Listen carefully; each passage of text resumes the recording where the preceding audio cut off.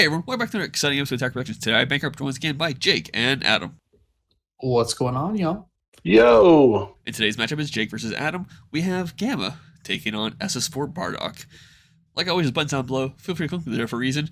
But this is one of those things where like Gamma, we see it occasionally topping places or at least getting in the like top brackets, and we don't see a lot of SS4 Bardock, but it's one of those decks where it can just do a little bit of everything, and sometimes that's just enough to be good. So guys, let's get into it. Oh, real quick before going further, it is only your two mats for some reason that will. I think it's Adam's mat. I don't know why. It messes with my camera. It messes with the color grading, and the colors will be shifting back and forth. And if I recall correctly, this is a character from Spy X Spy about to assassinate the dad from Full Metal Alchemist. It is, yes. That's what I thought. Spy family is about to kill that terrible person from Full Metal Alchemist. I love these sleeves. So Gamma, huh? Yeah, I always say Gamma is a very good deck that I am not very good with. Like Bancroft said earlier, Gamma has topped a lot, and it's always been a deck I've been interested in playing, but always one that playing correctly has eluded me. So we will kind of see the attempt here to make it a little bit more interesting of a game than my Gamma games have been in the past for my opponent. Yeah, and as you said, Bancroft, SS4 is a very toolboxy kind of deck. It can be aggressive when it needs to be. It can be a little bit more defensive as well. It's one that the characters I really love. I love that SS4 aesthetic. And Jake actually encouraged me to bring this deck back out for some more competitive play, and I really enjoy playing it again. It's one of those decks where, like, AUD is a good deck that does a lot of things, but primarily it clears boards, and it just goes. SS4, it can go, not as good as AOD, but it does so much more in terms of, like, oh, neg that, cool, boom, boom, neg that again, boom, boom, neg that again, or rip a marker, oh, rip another marker, or it has better limiting effects. So if you're playing its monocolor decks, your negate tells your opponent, you can only attack one more time. Now, granted, against Gamma, it's two more times because it's based on energy, but it just has a better, since you said the idea of, it has a better control when it does a little bit of everything, which I like. I don't remember if it has hand control elements to it, top of my head or not, but still. Light. Yeah. This unison I like. Yeah, our buddies Nick and Jimmy convinced me to switch from the 17 and 18 unison that is like really standard for Gamma to this hit, just for the draw power on it and the fact that it still like meets your awakening requirement. I used it quite a bit throughout the event, and I do like the extra hand size, but the problem, or the main weakness, I think, with Gamma right now is that green has just gained a ton. Oh, here's actually a pretty important play. All right, so I want to talk about this play real quick because and I mentioned this to Jake afterwards once I learned about this. When you tap the energy for either 17 or 18, there is the moment where it says you may. So your opponent has to respond, and if they do respond, I think, Jake, you weren't aware of it, you could choose not to then play the card. Yeah. I think most of this comes from like improper kind of like sequencing from me, so it kind of makes sense that I'm the one that gets punished for it, because I didn't really give Adam an opportunity to activate a counterplay. Like you guys saw, I just paid the one and slapped it into the battle area. So slowing down in the future, kind of when I make those plays, would probably be better. And if you guys have ever played Dragon Ball before, you can see that I'm in a terrible position here. Down in energy, nothing on the board, and I'm just going to have to start defending. Just really behind. This reminds me, gosh, there was another player that was playing Gamma, I think at the Worlds, and it looks like you didn't charge, but that's not the case this time around, is it? No, I tried. I was just denied the energy. Yeah. Well, that guy's probably a lot better with Gamma than I am, too, charging or not. One thing I was going to say, you mentioned about me encouraging you to bring this deck back out. We talked about it a little bit after the game. Is that I think you personally, as a player, like your deck to be a little bit complicated, and you have to like think through your plays a little bit more, and that kind of forces you to slow down and look at the board better and make better overall plays. Like personally, I think this is your best deck. Like we won Team Wars and you were playing this, you were on my team. Yeah. And yeah, I just think this is probably your best list. And if you guys don't know, Adam's not really a player that just gets online and copies what he sees. He really likes to craft his own deck like card by card. I'll take all of those compliments to heart. All right, I'm tearing up over here. So and also one of the nice things about this the SS4 deck is that a lot of the cards are free to play for one, and they're 16K. So at the very beginning of this match, you may have noticed that Jake swung with the unison to my battle card, not seeing that it was 16 and not 15K. So it just gets over that hump on the defensive side, which allows them to stick around a little bit longer. I never talked about that, but I think that's the balance between that and AOD, because we got AOD the year before, we got this year afterwards, where this isn't as aggro. But if you want to deal with these cards, you have to spin more cards just to get over their hump, which I think that's a great trade-off. Now, we are getting a meta where more and more cards are just 20Ks, but still, when this came out, I think that was a great trade. Yeah, absolutely.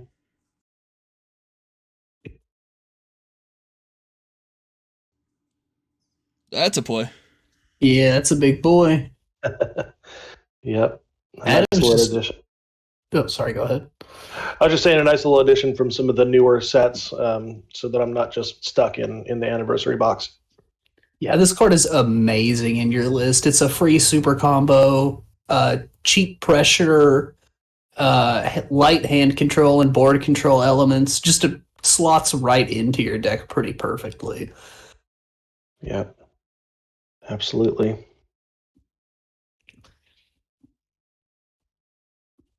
Getting some hand control going.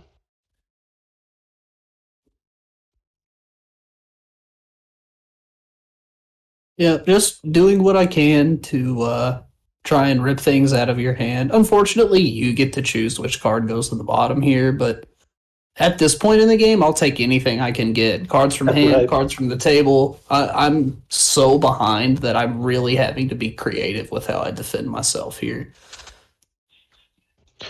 Yeah, one of the things about this deck, the SS4 deck, is that it really does like to eat unisons, and unisons are still around. They're not as prevalent or not as necessary as they were a couple of sets ago, but unisons are nice to have on the board. It gives your opponent something else to swing at, almost treating it like a negate, because they're taking the focus off of your life and putting it onto the unison. There are quite a few folks at our shop that will swing at the unison as soon as it comes onto the board. So it's nice to have them.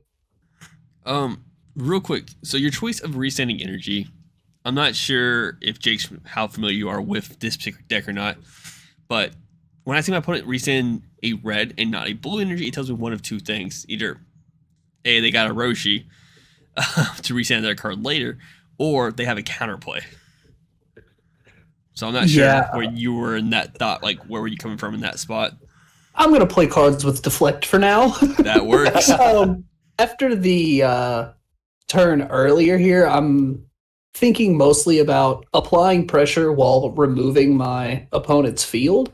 And luckily for me, this deck can kind of do that with multiple avenues. You're seeing the cell from the Z deck here, and of course I got the cell in the energy.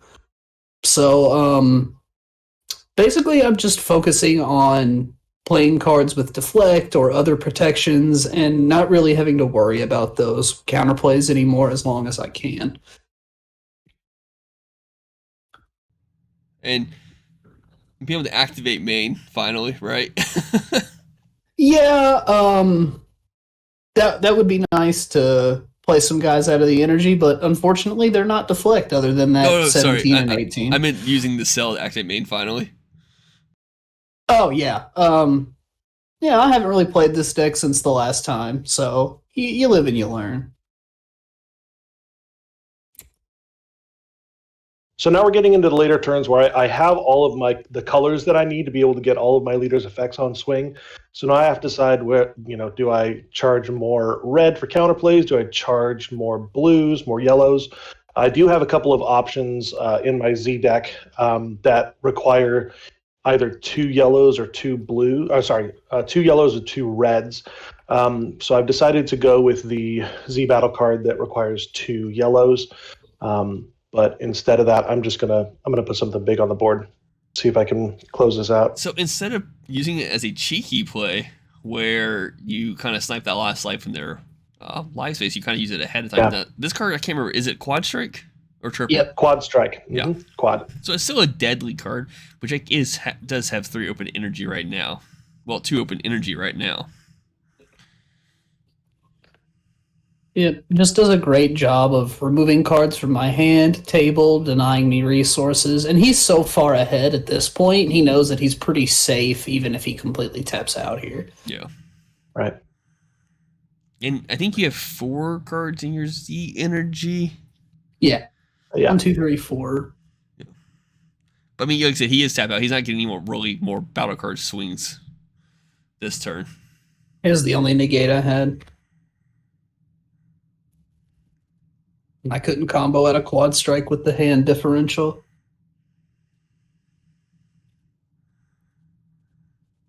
So you are And going to then at pass. the end of my turn. Yeah, resend the red. Once Mhm. again, like that just says, "Hey, I have a counterplay. Play a card. I dare you."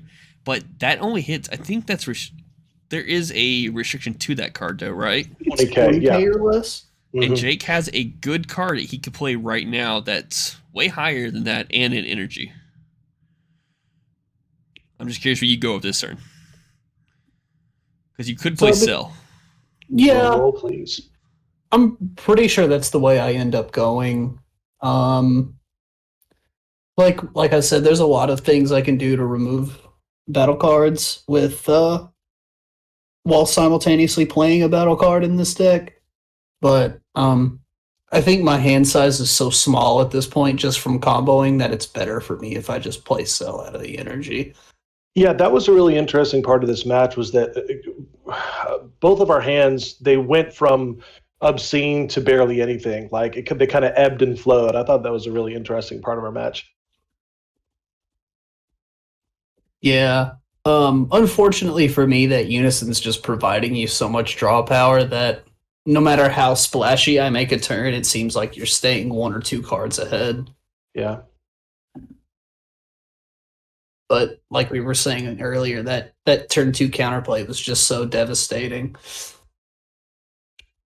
Yep, and now I'm looking at there's a yellow Goku in my hand that may come in handy this turn. So I decide to try to block with a token negate. Is Cell's auto a He permanent? has to be in the battle. Oh, okay, that's what I was curious about. Yeah. So Adam wisely dodges the counter attack attacks here by activating the support of the Dark Empire on my leader swing. And then here, if Cell attacks again, he can combo out of it. If he doesn't combo out of it, he won't die. So I just go ahead and put the attack into his Unison rather than giving him more cards in his hand. And maybe I can slowly work this thing down over the course of the next few turns.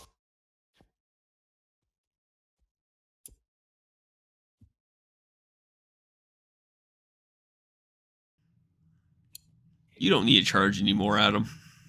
But you do But it's anyway. ingrained in me. Well, because of this particular card. So that card, when I put it into my energy, I get to take a That's card true. out of my opponent's hand. Yeah. And it's always been really good luck for me. Do you remember what I got from you on that one, Jake? Yeah, one of the, I think it's 13 and 14 Okay. pairs. It wasn't a very relevant card here. Well, I, in my mind, thought it was. That's a very nice card you just played. because not only it's the triple attack, I think triple attack on its first swing, it warps 2 cards on your opponent's board, right? And 2 from their hand. Yeah. Mm-hmm. And it's basically free because I used the Goku and Vegeta Zeno out of my drop, which I used as fuel for fusion last turn. Got an arrival. Oh, that's nice. No, I can't. It does snipe it, right? But it's in rest mode, so it can't. Well, it can't be KO'd if it's in rest mode. So I can still send it to the bottom here with 17 or 18, excuse me. Which is a very nice play. But being tapped out with 2 open energy, you're limited on your plays now. He does have at least 2 attacks and possibly a third one coming using probably Boo, I assume. Yep. And using Boo You've been there before. Yeah. No, it's such a great play. We actually only have 2 Boos, and I'm thinking about getting finally 2 more because that's all I ever want to play. Yeah, it's such a solid. It's probably the best Black Z card.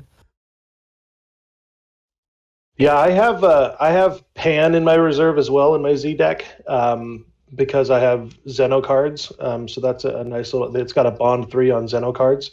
I'm not gonna chance or really a need to use it yet, but I'm looking forward to getting her out there one of these days. Yep, and no combo power left for me. It's one of those things where one slip up can cost the whole game. We've seen it before happen in other places. It just happened to get Jake this time around. That being said, thank you all for tuning in. Keep on just buttons down below, links in the description, check them out. Thanks. Bye. I almost said the same thing again.